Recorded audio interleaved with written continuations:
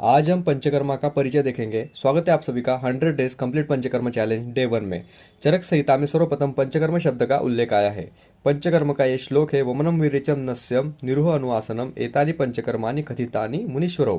शारंगधर संहिता में ये श्लोक आया है, बहुत इंपॉर्टेंट श्लोक है। इसमें 5 कर्म का उल्लेख किया गया है, वमन, विरेचन, अनुवासन बस्ती, निरोह बस्ती और नस्य।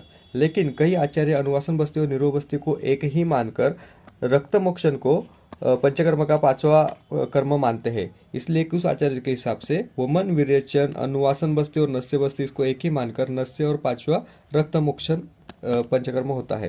इन 5 कर्मों को पंचकर्म कहते हैं।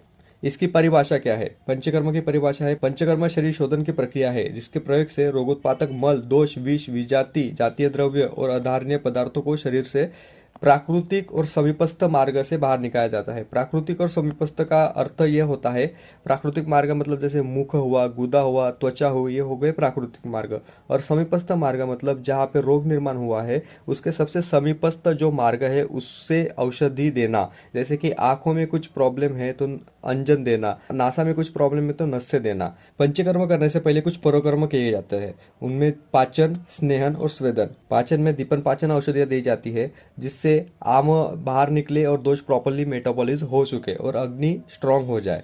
उसके बाद स्नेहन दिया जाता है। स्नेहन 2 तरह के होते हैं, अभ्यंतर स्नेह और बाह्य स्नेह। उसके बाद स्वेदन आते हैं। इन सब के हम डिटेल में टाइप देखेंगे। वीडियो अच्छी लगे तो फॉलो बटन दबा दीजिए, क्योंकि आने वाले 100 दिनों में हम कंप्लीट पंचकर्म का सिलेबस कवर करने वाले हैं।